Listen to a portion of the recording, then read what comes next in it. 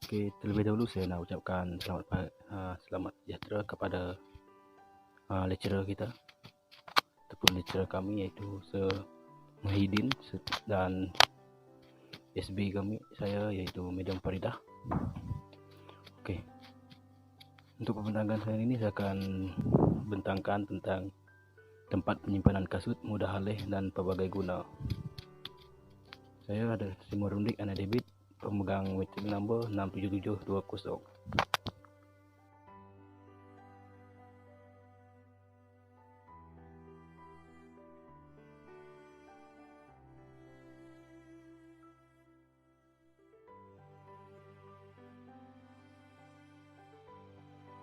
Kita akan beralih pula kepada poster saya, iaitu poster untuk projek ataupun produk saya ini. Pengenalan tadi sudah saya sentuh pada slide sebelum ini ya, slide terdahulu tadi.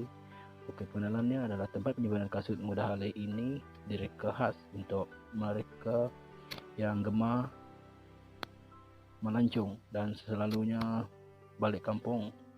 Tempat penyimpanan kasut mudah alih ini disertakan dengan berbagai fungsi yang unik dan mempunyai ciri khas tertentu. Oke, kita akan beralih pula kepada objektif kajian saya. Objektif kajian saya pertama saya adalah mengenal pasti tempat penyimpanan kasut sedia ada dari pasaran. Kedua, mereka bentuk tempat penyimpanan kasut mudah alih dengan pelbagai fungsi. Ketiga ialah mengenal pasti penerimaan pengguna tentang reka bentuk produk penyimpanan kasut mudah alih ini yang dengan mempunyai ciri pelbagai fungsi. Oke, kita akan teruskan dengan pernyataan masalah. Pertama, saya ada dua pernyataan masalah yang saya nak highlightkan kat sini adalah, pertama ialah tiada tempat penyimpanan kasut yang mempunyai fungsi yang banyak dan mudah untuk dibawa ke mana-mana. Kedua, tempat penyimpanan kasut sedia ada mempunyai sifat kekal dan tidak praktikal.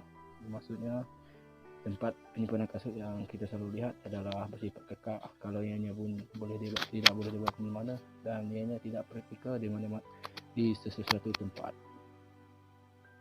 Oke, kita beralih ke bawah sedikit. Dalam bahagian poster ini adalah literature review saya. Ini adalah beberapa jenis existing produk yang dapat saya ambil sebagai inspirasi saya. Oke, antara jenis tempat ini merupakan antara jenis tempat penyimpanan kasut mudah alih yang ada di pasaran. Kita dapat lihat kesemua tempat penyimpanan kasut tersebut memiliki keunikan dan ciri khas tersendiri untuk mereka bersaing dengan satu sama lain. Tetapi kena kita akui juga ianya mempunyai kelemahan di setiap tempat penyimpanan kasut tersebut, iaitu tidak praktikal yang untuk diletakkan di mana-mana tempat dan tidak boleh dibawa ke mana-mana. Itu adalah highlight point dia. Oke, kita balik ke bawah sedikit, iaitu skill development. Skill development ni saya telah producekan pelbagai sketch untuk menghasilkan sebuah desain yang simple tapi bernilai. Kita undah ke tengah sedikit adalah ini merupakan final design saya. Seperti kita dapat lihat, itu merupakan 3D drawing design saya untuk projek ini. Dan kita ke bawah sedikit adalah dalam produk ini diletakkan dalam bag seperti yang sudah ada, dan spreader view nanti saya akan terangkan tentang spreader view di slide yang seterusnya. Oke, saya akan mulakan pembentangkan saya dengan menerangkan tentang pengenalan projek saya ini. Pengenalannya adalah tempat penyimpanan kasut mudah alih ini direka sesuai dengan tuntutan dan keperluan kehidupan pengguna yang semakin sibuk dan mencabar pada masa kini. Semestinya pengeluaran produk mudah alih dan smart ini adalah menjadi pilihan pengguna. Tempat penyimpanan kasut mudah alih ini dengan berbagai fungsi ini semestinya boleh dibuat menggunakan berbagai jenis material seperti metal, kayu, dan zinc. Untuk projek ini memberi fokus untuk menghasilkan sebuah tempat penyimpanan kasut yang bukan saja untuk kasut, malah ianya mempunyai ciri-ciri khas yang unik dan praktikal. Saya akan teruskan dengan tepuk tangan saya untuk menerangkan tentang 3D design saya. Dalam 3D design ini saya akan terangkan kenapa saya memilih corak sebegitu dan pemilihan material dan komponen-komponen lain. Saya akan mulakan dengan pemilihan corak.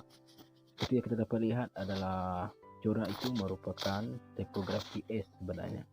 Tipografi S yang diulang-ulang. Kenapa saya memilih tipografi S ni? Saya meletakkan tipografi S ni sebagai ciri khas produk ini. S itu merupakan first word daripada nama saya, iaitu S. Simon. So saya meletakkan ciri khas produk ini untuk produk saya ini sebagai S, iaitu ciri khas dia, untuk mengelakkan daripada bebasnya diskriminasi. So kenapa saya memilih kayu yang jenis ringan? Kenapa saya tidak menggunakan jenis kayu yang berkualiti?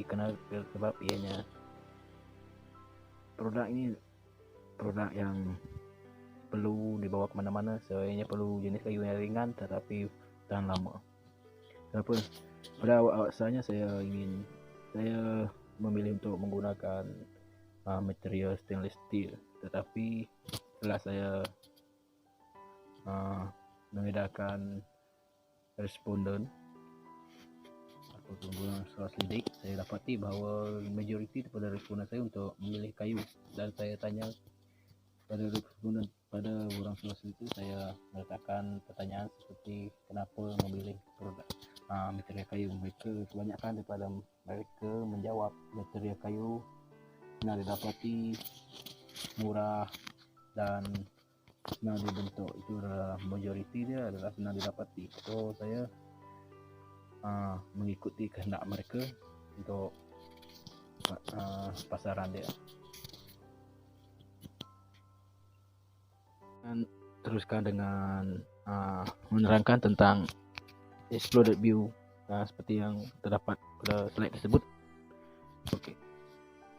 Kalau kita dapat lihat adalah apa yang nak saya tegaskan dalam exploded view ini adalah komponen dalaman dia ataupun bahagian-bahagian utama dia. Seperti yang kita dapat lihat juga melalui exploded view ini kita dapat tahu bahawa produk saya ini tidak menggunakan paku, tidak menggunakan skru sama sekali, di mana saya lebih cenderung menggunakan ataupun lebih memilih untuk menggunakan jointing system yang lain. Ini disebabkan kerana produk ini merupakan produk untuk orang tribal, so saya tidak digalakkan untuk menggunakan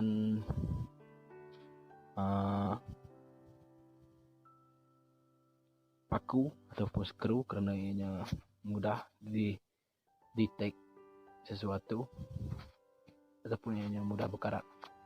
So ianya akan menampakkan atau mengurangkan nilai seseorang tersebut. So ya, seperti yang kita dapat lihat daripada exploded view ni ialah jointing system dia amatlah memainkan peranan penting dalam produk ini, kerana dan juga corak pada atas tu dan permukaan itu juga merupakan elemen utama bagi produk ini.